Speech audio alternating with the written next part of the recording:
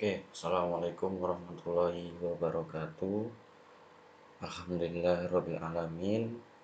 Wassalatu wassalamu ala asrofil anbiya'i wal mursalin sayyidina wa maulana Muhammadin wa ala alihi wa sahbihi ajmain.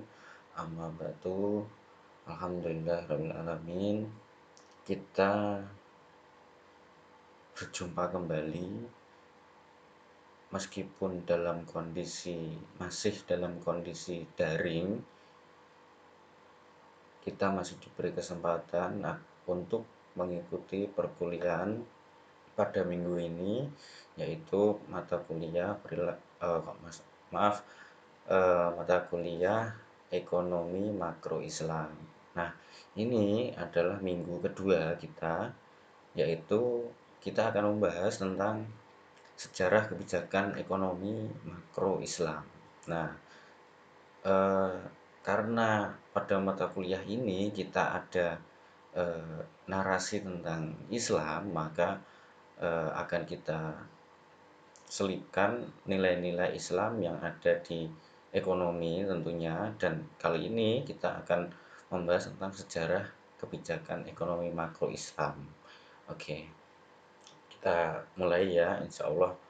eh, Jika nanti di pertengahan penjelasan ada yang kurang paham, bisa ditanyakan melalui e-learning. Dan jika ada yang ingin disampaikan juga bisa disampaikan melalui e-learning juga. Oke, mungkin barangkali dalam penjelasan saya ada yang kurang atau ada yang salah gitu. Oke, yang berikutnya kita mulai. Bismillahirrahmanirrahim.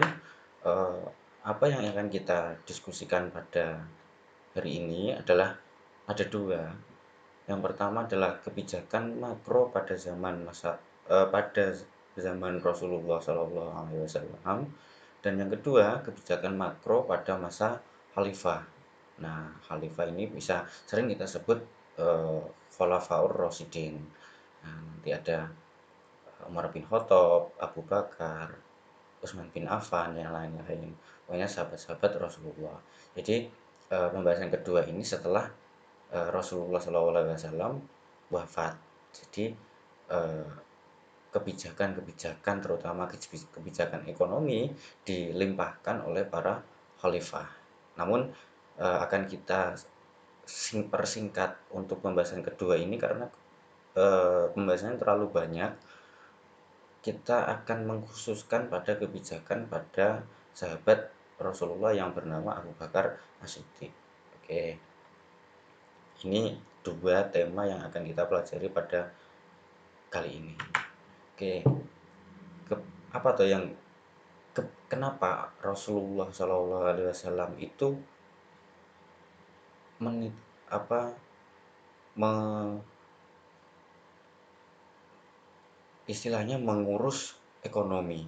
Nah, ternyata karena ekonomi itu menjadi tiang atau menjadi pilar penyangga keimanan yang harus diperhatikan. Karena pada zaman itu juga sudah melakukan kegiatan perekonomian. Nanti kalau umat Islam tidak di dipelajari tentang ekonomi ini, maka akan kalah dengan kaum-kaum yang lain. Nah, perkembangan ekonomi Islam sendiri menjadi suatu yang tidak dapat dipisahkan dari perkembangan sejarah Islam. Nah, zaman Rasulullah juga sudah mulai diberlakukan kebijakan-kebijakan untuk mengatur peraturan pada ekonomi pada zaman lampau, pada zaman Rasulullah maksudnya. Oke.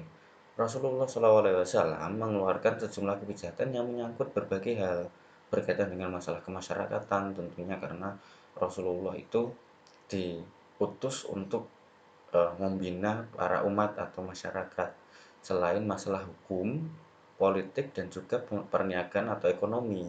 Nah, jadi masalah-masalah ekonomi umat juga menjadi perhatian utama Rasulullah. Oke, ini tidak banyak penjelasannya karena nanti yang materi inti nanti ada pada minggu setelah ini. Oke. Kebijakan fiskal pada masa Rasulullah. Nah, kebijakan fiskal sendiri itu apa kira-kira? Nah, kebijakan fiskal itu untuk mengatur atau peraturan yang ditetapkan oleh pemerintah dalam hal ekonomi. Nah, pada masa Rasulullah ya yang memerintah atau yang memimpin itu. Lahirnya kebijakan fiskal ini sendiri ini di dalam dunia Islam dipengaruhi oleh banyak faktor. Salah satunya karena fiskal merupakan bagian dari instrumen ekonomi publik. Nah, di, nanti pada pembahasan-pembahasan setelah ini kita akan membahas kebijakan fiskal secara mendalam. Oke. Lalu sistem ekonomi.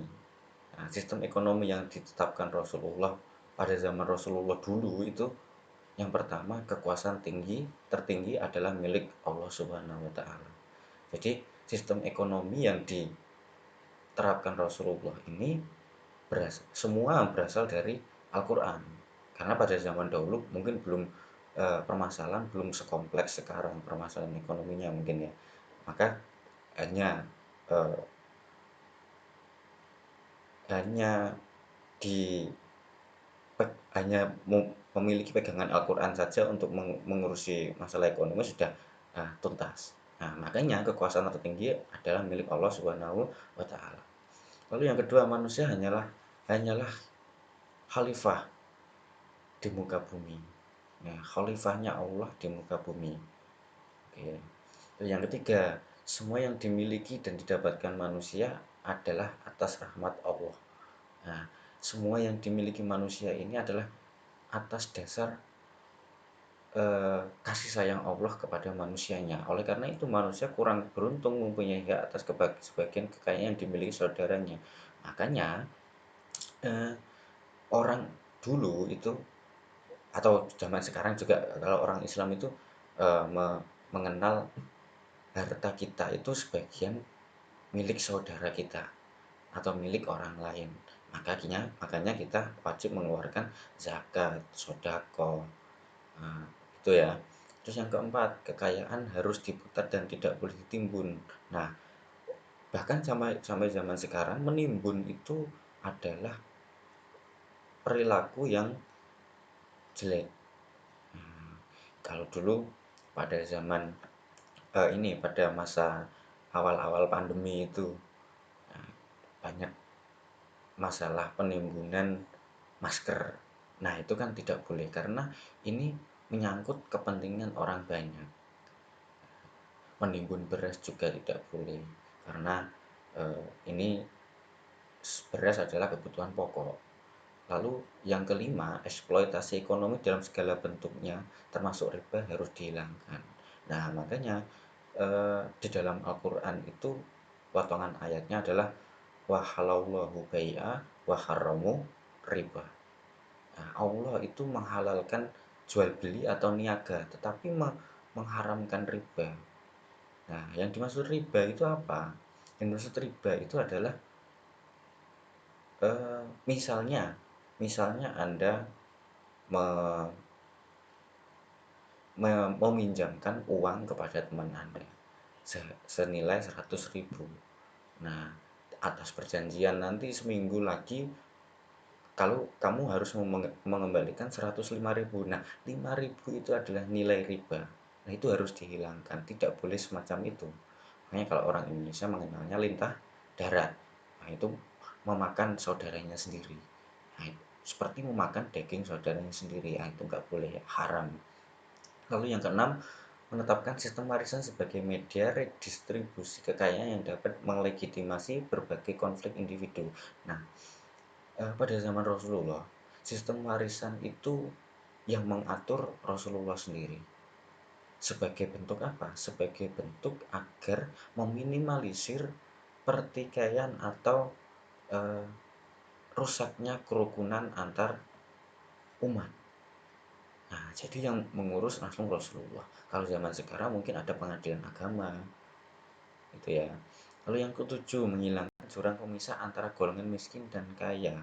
Pada zaman Rasulullah, mungkin ajaran Islam juga sudah mengatur melalui zakat, sedekah. Nah, itu adalah salah satu upaya untuk memisah atau menghilangkan sekat antara orang miskin dan orang kaya.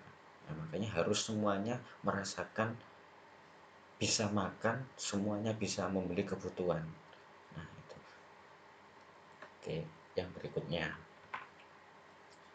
Nah, pada zaman Rasulullah, sumber pendapatan negara itu pendapatan primernya adalah yang pertama ghanimah, fai, haraj, wakaf, usr, jizyah. Nah, khusus wakaf ini kan sering kita dengar ya, wakaf itu adalah pemberian. Biasanya yang sering terjadi adalah wakaf musola, wakaf masjid. Nah, itu adalah pemberian dari orang yang memiliki suatu tanah untuk dibangunkan masjid. Itu namanya wakaf. Dan yang lain-lain, kalau ghaniyah, fa'i, kharaj bisa dibaca sendiri. Itu sudah saya berikan pengertiannya. Nanti bisa di skip ini videonya untuk dibaca sekilas atau dicatat kalau perlu, biar kalau orang mencatat itu lebih mengena di ingatan, itu lebih tahan lama sekedar dibanding dengan sekedar membaca. Oke, yang berikutnya ya, kita cepat aja.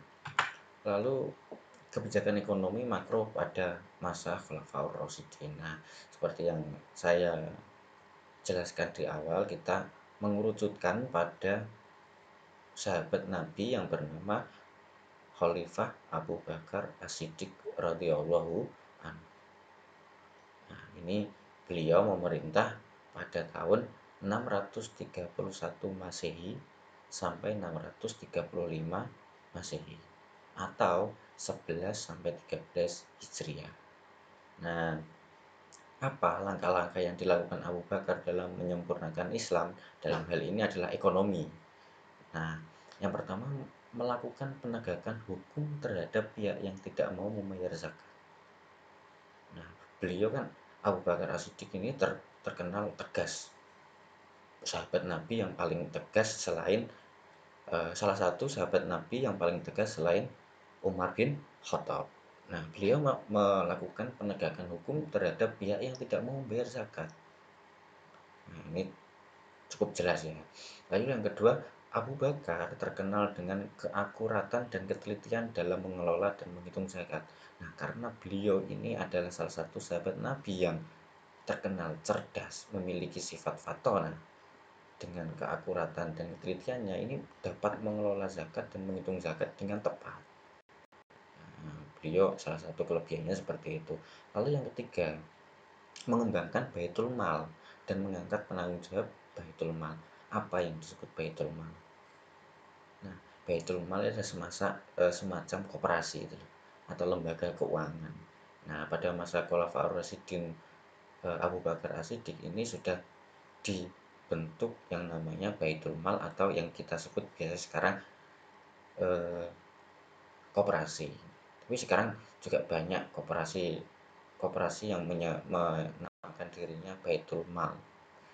Biasanya disingkat BMT, Baitul Mal At Tanwil.